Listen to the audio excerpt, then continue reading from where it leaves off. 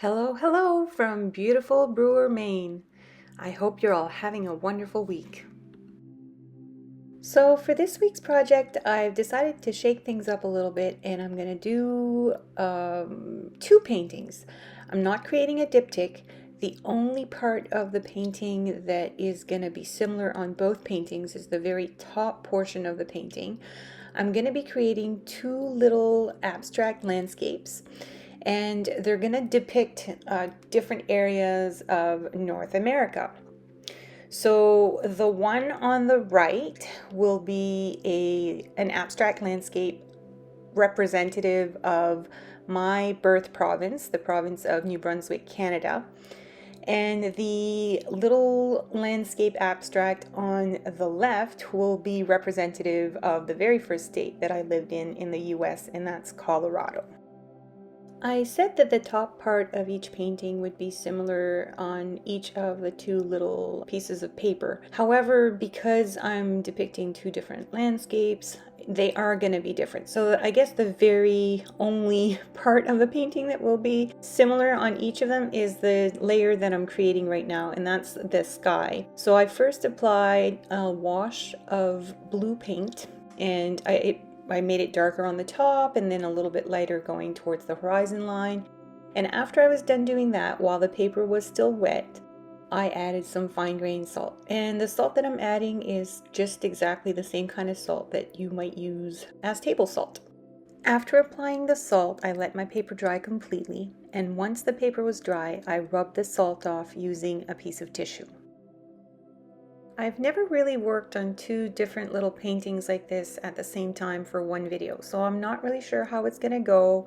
I hope it's not gonna be too confusing. I hope it'll be an interesting video to show you how I approach creating a landscape for different different themes, but using similar techniques and similar marks, but also making it different and trying to keep in mind the different places that I want to represent. So again, I hope it's not going to be confusing. I think it wasn't too confusing for me, but I did find that at one point it was easier for me to work mostly on one painting and then to sort of go back and forth with each layer, if you will. So I'll start by adding the colors first on the landscape that I'm creating to represent Colorado. And so as you can see right now, the colors I'm adding on top are going to be representative of the Colorado Rockies.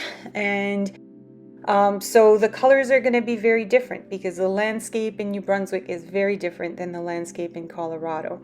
And I think that's what's going to make this a little bit interesting. And if you feel like it's just too much for me to do this, like I said, this is the first time I'm experimenting, and please just let me know, and I probably won't repeat doing this. The last thing I want to do is make things more complicated for you guys, but I thought it'd be interesting to create these little abstract landscapes in a format that is great for a greeting card. So they're both about, they're just under, I think they're about 4 by 6 each of them, and they would fit perfectly on a 5 by 7 card. It's the kind of card that you could give as a thank you. It's not going to have any writing or anything specific on it, but it could be used for just about anything. You can write your own message inside the card after you're done. As I'm working in my studio, it really is not all that uncommon for me to be working on more than one painting at a time. And I find that watercolors really do lend themselves really well to working on more than one painting at a time, because when you're working on one painting, another painting can be drying. And then when you need the painting that you're currently working on to dry, you can go back and work on the other painting if that one is already to be worked on again. So I do this a lot, and I thought it would be neat to show you how it's possible to do so. And hopefully, like I said, it's not going to be too confusing, but I don't think it will be. I think they're going to be very different. I really actually love how they turned out in the end. The colors you see in a Coloradan landscape are much different than the ones you would see in a landscape in New Brunswick. For one, Colorado is much higher in elevation, so the vegetation is very different. And one of the trees that I really love in Colorado is the aspen. And in the fall, when the leaves change colors, they're this beautiful bright yellow. And so that's why I've decided to paint the bottom of that side of the painting, or that painting, I guess the Colorado painting, with yellow on the bottom, because I want to create what's going to look like a row of aspens just below the mountain line. So that's why those colors, and I'm going to keep working on developing the colors as I go along, very much in the same way that I do in all of my intuitive paintings. I sort of let my decision process happen as I'm going along, as I'm watching what's happening with the paint as it's mixing together. And sometimes I do something like right now I just added this orange, or not really orange, it's called quinacridone deep gold, and I really like this color, and it typically plays really well with the nickel azo yellow above it. But eventually when I start adding my doodles, it's gonna start not working so well for me, so I'll change things up, but I'll wait till we get there before I let you know what it is that I did. So in New Brunswick, especially where I was born, we're talking about coastlines.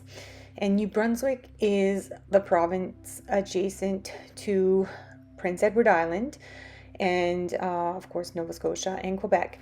But Prince Edward Island and New Brunswick both have very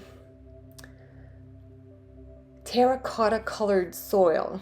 If you go to the beaches in New Brunswick, you'll find some lighter colored sand beaches, but for the most part the sand is a little bit darker than what you would see in other places, and the soil is very red. And so that's why I decided that I was going to include some of that quinacridone deep gold on the bottom, along with some light red, because I wanted the bottom part of the painting to be representative of those coastline New Brunswick rocks, the same rocks that you would see on the coastlines in Prince Edward Island as well. Up top, I have a blue line of color that's sort of been blended away because I added that green and it started to bleed into the top. So that's why I pulled out this is just a hair dryer. That's the tool that I use to either move my paint or sometimes to dry my paper. And I used it to blow that green paint back to where I felt like it belonged, because I really wanted to keep that section up top blue to represent the ocean coastline. I think watercolors are a really great medium for people who are just beginning to work with their creativity, to start exploring their creativity, to work with watercolors. They are not permanent when they dry, so you can still move them a little bit as much as you want once they're dry by just re-wetting the paper. And if you want your lines to set, then you always make sure that what you have put on your paper dries before you apply any new paint, and that you work on another dry layer afterwards if you want to keep what's already there. But even once it's dry, you can still re-wet the paper and you can change some of what's on your paper. So I really like that, and I think that it is a really fun medium to work with for people who have worked with watercolors for a long time, and for people who have not worked with watercolors for a long time. If you're a new budding artist, this could be a great medium to try out, because it's in some senses very forgiving, and it gives you the opportunity to sort of play and move things around even after your paper is dry. So I'm working sort of back and forth. I'm letting I'm letting each layer dry as I'm going along, and I'm adding colors on each of the little paintings to intensify them.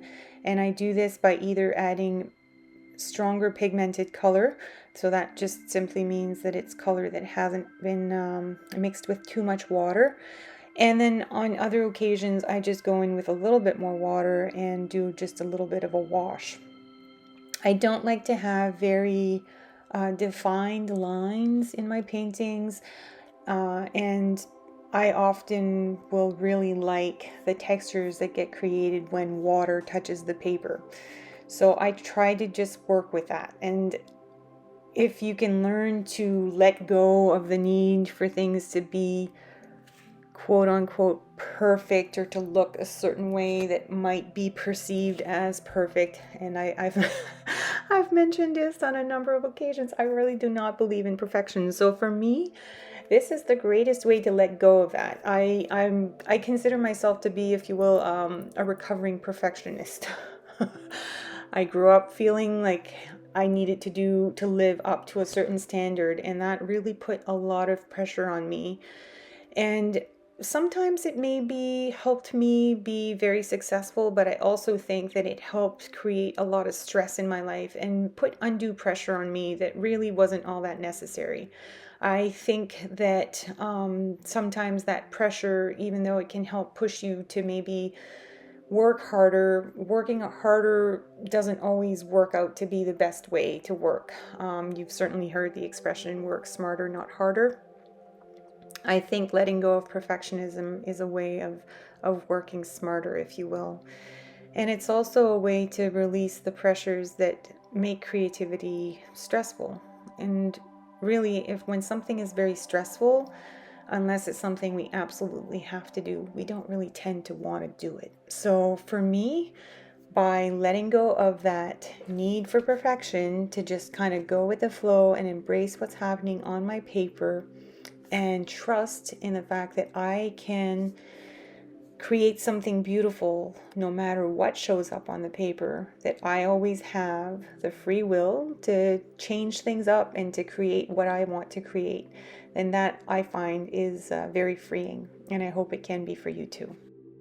It's interesting, as I'm working on this little Colorado painting, I'm being reminded of the flag of Germany. And I guess that's not surprising because the colors I'm using are very much like the colors in the flag of Germany.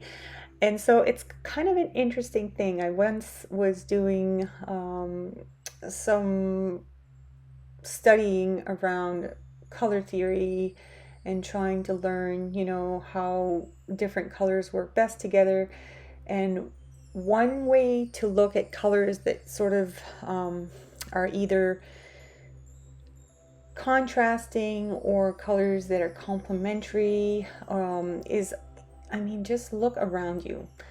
Country flags, flags of almost any kind, banners, business signs, they usually have colors that want to grab your attention.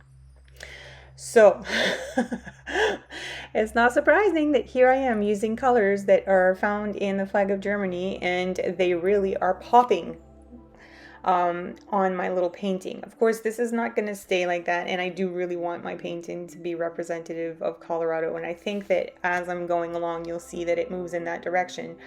But I think this is kind of a neat example of how different colors will have an impact on each other, and why people use the colors they use to create banners and flags and signs. There's really a science to it. So here I'm using a pipette with just some water because I want to add water to that part of the painting, and then I'm going to lift that color. I was finding it a little bit too dark, so by simply adding a little bit of water on that part of the painting and then taking this piece of paper towel and patting it down, I was able to lift some of that color, and then I created some more texture in that specific area of color. And this is a technique that you can use with watercolors because, again, once they dry, they're not completely permanent. You can still work with them. They're pretty flexible that way. And so you can take as much of the paint off as you want. I don't think you can ever really get down to the bare paper without actually having some effect of lifting the paper, but still it's kind of neat. Look at how much more it's become lighter with me just simply putting in a little bit of water and then lifting it with some paper towel.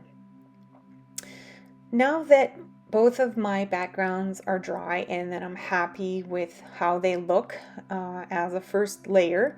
I'm starting to go in with my pens, and I'm gonna start adding some doodles and some lines and very simple shapes to represent the areas that I'm trying to depict in my little painting. So I mentioned that the coast of New Brunswick, especially where I'm from, is rocky, and that the rock layer, I guess, is a reddish color. And so it's also kind of like when you look at it, it looks like it's layered. So that's why I'm creating these little lines right now, is to make it look like these layers of sandy, reddish rock from the New Brunswick coastline.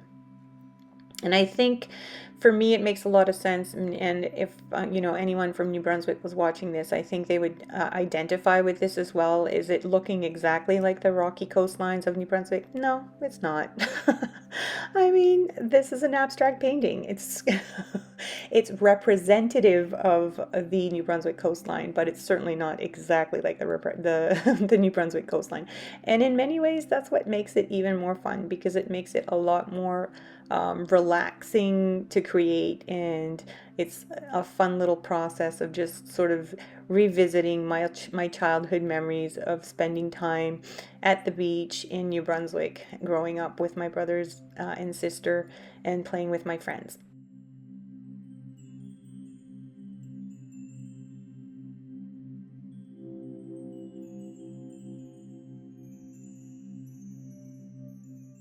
For this section where there's more green, of course, I'm going to just try to represent this area as being a grassy section, and it's going to be like different layers of grass, also like almost looking like the ground is uneven and you can see grass at different lengths. And I'm not gonna, you know, draw every little strand of grass, or is it a leaf of grass? Anyway, whatever it is. I'm sure you know what I'm talking about.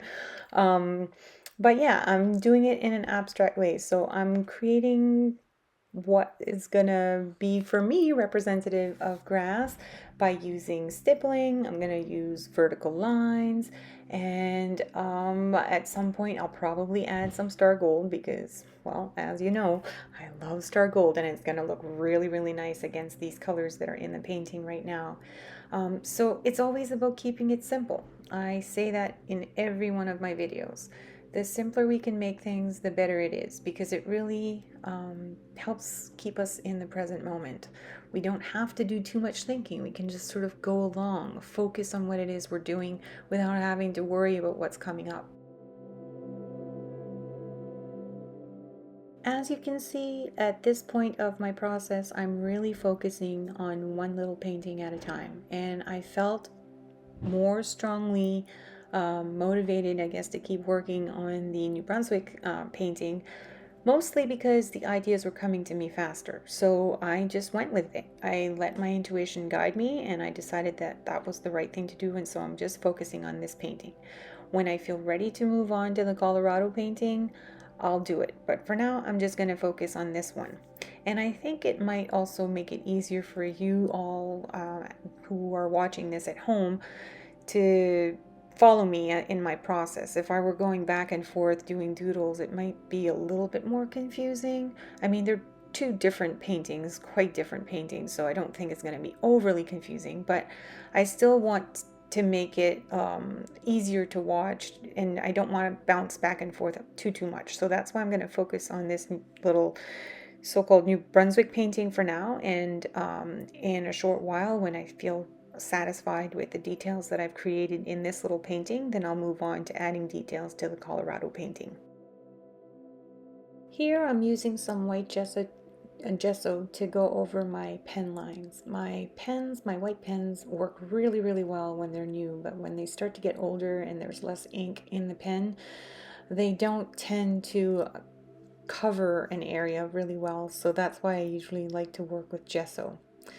I don't know if white pens with refillable cartridges exist. I haven't really looked for them, but if any of you know of such a pen, if you wouldn't mind sharing that with me, I would really love it. I find that sometimes some of our art supplies, when we have to buy new pens, left, right, and center, for me anyway, it feels a little bit wasteful or a lot wasteful, and I hate the idea of throwing out a whole entire pen when all I really need is to replace the cartridge. So if you know of such a pen, please let me know, and I guess on my own, I don't want to put this on you, on my own I'll do some research, and if I happen to come across anything, I'll let you know what I find. Oh, I tend to use a lot of white gesso when I work on my little watercolor mixed media paintings, and I also use a lot of black ink as well. The black ink from India, the India ink bottles, I find to be so dark, and I really like that really crisp contrast of the really bright white and the really dark black. All right, so I'm finally ready to start working on my little Colorado painting. It's been a while since I've mentioned this little tip in one of my videos, but when I want to create vertical lines, in order to make sure that my lines are somewhat vertical and not too crooked, one thing that I like to do is use a ruler to create these little guidelines for myself. It doesn't mean that I want to have perfect straight lines. In fact, I really like the look of the somewhat wobbly lines that I can draw when I'm freehanding. And those lines that I put down as guides just simply help me make sure that I don't start to go a little bit too slanted with my lines, because that can happen. And what I find is that even though those lines are straighter than the ones I can create on my own, they tend to blend in really well with my lines, and they're hardly noticeable as being much straighter than my own lines once I've put my own lines in, just as long as I don't put too many of them. If I put a lot of them and then all of a sudden I just put a couple of my wavy lines, they would probably be much more apparent. So earlier, I think I mentioned, or maybe I didn't mention, and I'll just say it right now, that this painting sort of had to kind of grow on me, if you will. I was feeling a little bit more challenged with it. Maybe it's just the um, combination of colors that I used, especially on the very bottom part of the painting. I love that nickel azo yellow, and I also love that quinacridone deep gold, but together and then mixed with the black, it was starting to feel a little bit Halloweeny for me. Not that there's anything wrong with Halloween, I think it's a really fun holiday. But that's not where I wanted to go with this painting. Sure, I wanted to mimic the fall colors that you see in Colorado, especially with the beautiful bright yellow aspen leaves, but I didn't really want to make it turn into a Halloween painting with that combination of the orange and the yellow and the black. And then at one point out, I'm going to add white, and it's going to even seem worse. You'll see what I mean not too long from now. But I figured out a way to remedy that. And so if you stick around, you'll see what I end up doing with that. And I think in the end, it's going to look a whole lot better. So just above my abstract trees, I'm gonna add what's gonna represent for me a little field of boulders, sort of like a field of boulders that are leading up to the mountains, that maybe if you were hiking, you would have to scramble to get to those mountains. And it's a form of climbing that's a bit different than, of course, rock climbing, but it's sort of a preamble to having to use ropes and whatnot. So you would have to scramble on these rocks, and then you would get to your mountains. And in Colorado, there are a lot of places where you have that. And I think that's a pretty typical thing for mountainous landscapes, to have these fields of boulders and rocks at the base of mountains, because mountains keep climbing up as the tectonic plates move and shift. Some of our mountains are getting bigger, like Everest is growing every year, for instance. And I think our Rockies are still getting taller. But for instance, the Appalachian Mountains are a very, very old chain of mountains, and there's not a whole lot of movement in that area. And so with erosion over time, these mountains are seeming to get smaller, if you will. I don't know this for a fact. This is what I think I remember from what I've read, but I could be wrong. And if if any of you feel that you know differently, please don't hesitate to correct me. I'm not a geologist, but I am someone who's really interested in nature, and yeah, I guess being that I'm in love with a mountain biker and someone who really, really loves mountains, I also really love mountains, but I'm more of a mermaid myself. I'm a lover of the ocean. I have spent a lot of time in mountains, but I've also spent a lot of time in the ocean. So I know a little about at least those two different types of landscapes, but I don't know everything. I would never assume to know everything about anything, in fact. So anyway, enough about that. That's sort of what I was creating there, is just like a little field of boulders.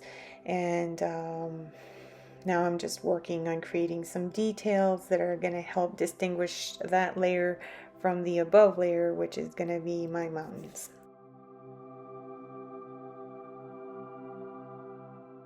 Just this past weekend, something pretty exciting happened for me. And that is that I achieved and have now surpassed 3,000 subscribers. I'm really blown away. I'm telling you, my channel has grown so much over the past year, and really not even the past year, the past 10 to 11 months. It's really quite exciting and pleasantly surprising how fast my channel is growing.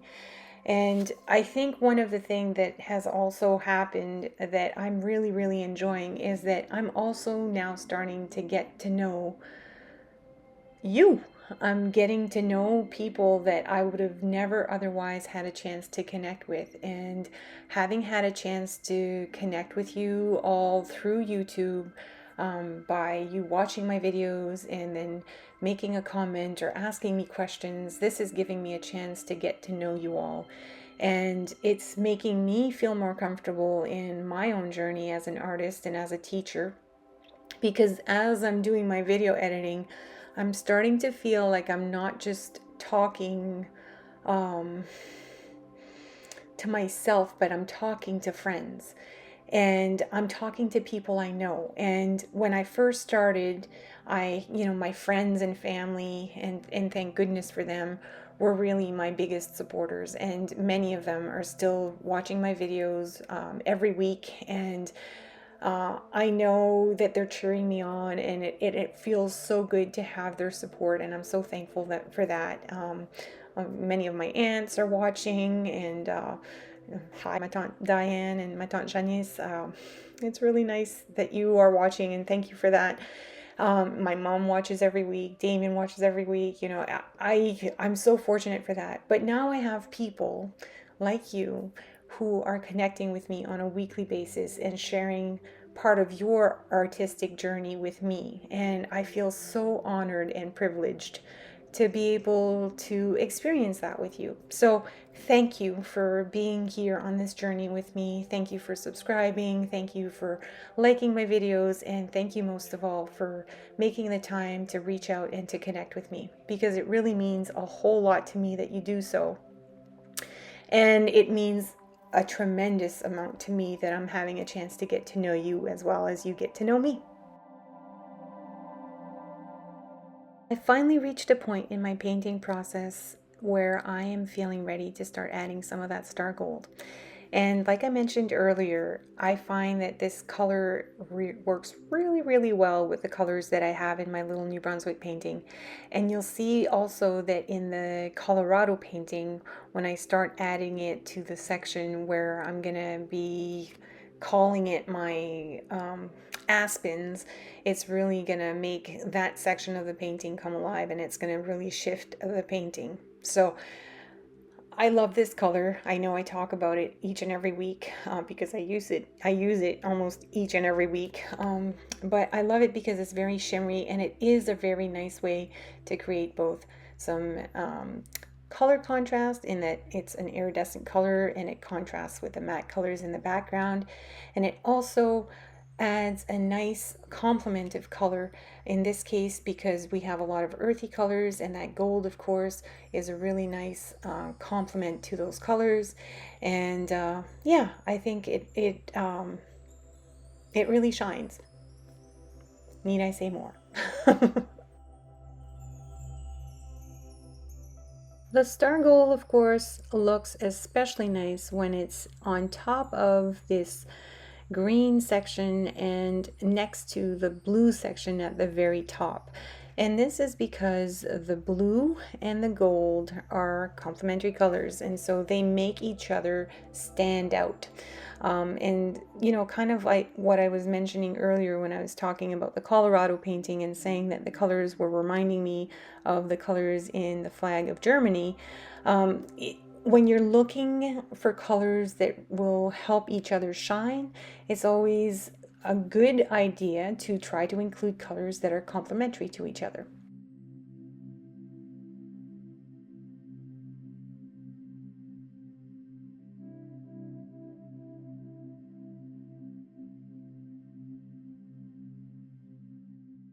Now watch what happens when I add the same star gold to my yellow section in here representing my aspen trees. The gold, of course, is much more similar to the yellow, the nickel azo yellow, and the quinacridone deep gold that are in this painting. But the contrast that it's creating, because the star gold is iridescent and the other colors are matte, is really interesting as well. It draws attention to this section of the painting, and it really makes those little trees come alive. Now, one thing I'm not too crazy about at this point, and I've mentioned it before in this section, is that white, black, and orange at the very bottom. It's a little too Halloween-y for me. Again, nothing wrong with Halloween, but that's not really where I was going with this painting. I wanted it to be fall-like, but not so much in Halloween colors. So I'll change that at some point. But for now, I'm going to keep working with that star gold, and I'm going to start adding it to my suns. And I'm creating, of course, a sun shining on both paintings, but they're both going to be just slightly different. And working with two paintings, this is something that I wanted to mention. It's a great way to keep your flow going, because sometimes when you're working on a painting and then you have to stop either because you need to let your background dry or you're kind of at a loss for ideas, it's nice to have something else to work on because it helps to keep your creative juices flowing, and it helps to keep your imagination coming up with new ideas. So that's another reason I like to work on more than one painting at the same time. It keeps me moving forward, and it prevents me from getting stuck. And sometimes what gets us stuck is when we start overthinking things. And so when we're just in the flow and we're really in the moment, in the present moment, continuing to move forward, creating these little simple marks one at a time, it keeps us in our flow and the ideas come. And so it's good to have that flow be continual, and being able to work on two paintings at once, it really helps with that. And so I would recommend you give it a try sometime, just so that you can see how it works. Maybe it won't be your favorite thing to do, but you never know. You might actually discover that this could be your new favorite way of creating. I'll say it again. Look at how nicely that star gold complements that blue sky and that blue just at the horizon line. They really are colors that work very well together, and it's almost magical. And I mean, when you apply this star gold, you know, give yourself a chance to also, or even if you're not working with star gold, sorry, I should say, you can work with any color you want. But when you're working with iridescent colors, give yourself a chance to actually stop and move your paper in the light to see how beautiful it is when that paint is shining. I don't know, it just does something for my soul. It really, I find it kind of exciting. It's really a feast for my eyes, if you will, and I hope that it's something that you can find enjoyment in doing as well.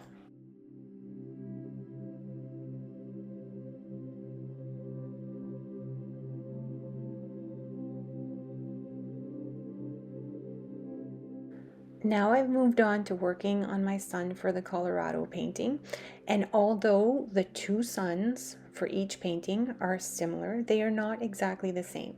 And that's one way also to keep things simple, is to make changes from one painting to another, but you don't have to make them be dramatic changes. It can be something very, very simple that you change, and yet just making a tiny little change can make all the difference in the world.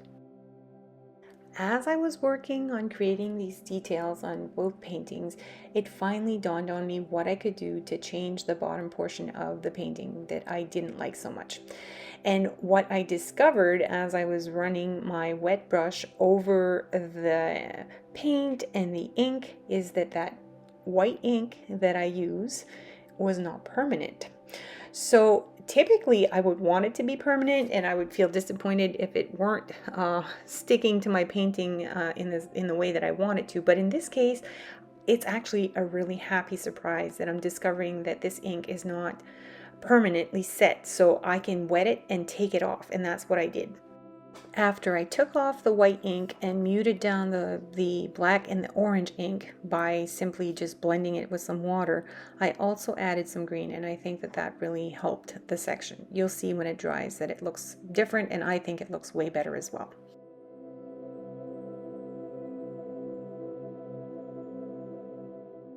When I'm working over areas of my painting where the paint is dry but may not be completely set just yet, I like to put a piece of paper towel over the painting to make sure that I don't smudge my lines with my hand as I'm adding these details.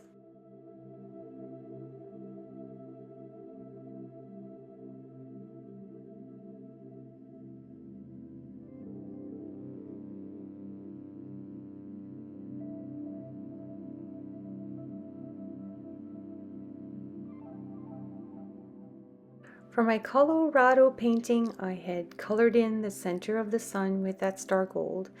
And for my New Brunswick painting, I decided that I was just going to paint a ring around the center of my sun, and I would add vertical lines in the center instead. So that's a perfect example of using similar details but using them in a different way, just to make the paintings look congruent, if you will, but not exactly the same.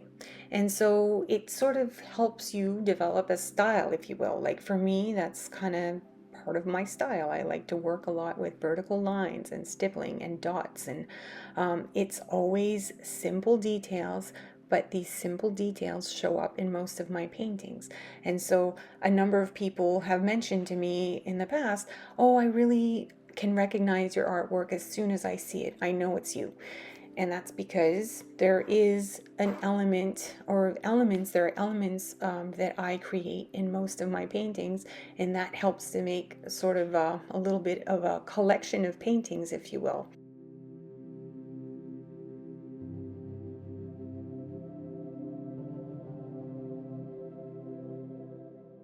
When you work with watercolors and a lot of water in the way that I do, it's not uncommon for paint to seep under the tape as you're working. And this is really not all that big of a problem. If you use a brush and some water as well as some paper towel, you can easily lift that color off the paper. Now, when you do this, I do recommend that you don't use your very favorite brush. Use a brush that you sort of dedicate for this purpose alone, because it really will be hard on your bristles. My two little paintings are now complete, and what I've done is added some backing tape to each of them, and I've put them on some cards, and I think they really turned out nice.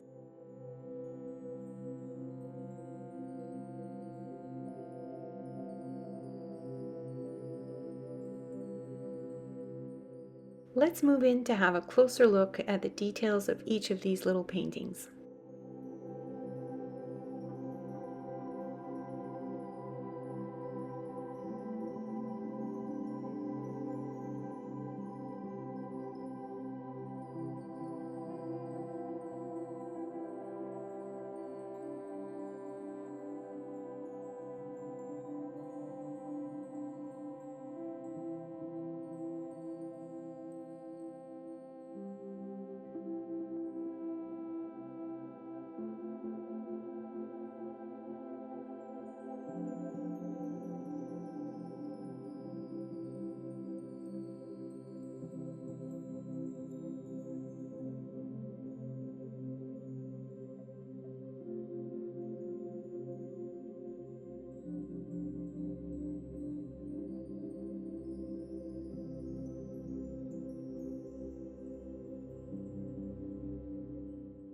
And there you have it, two similar yet very different little paintings.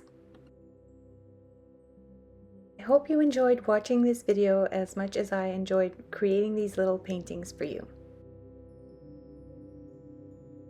And as always, I want to sincerely thank you for joining me on this journey. I hope you have a wonderful week and happy creating!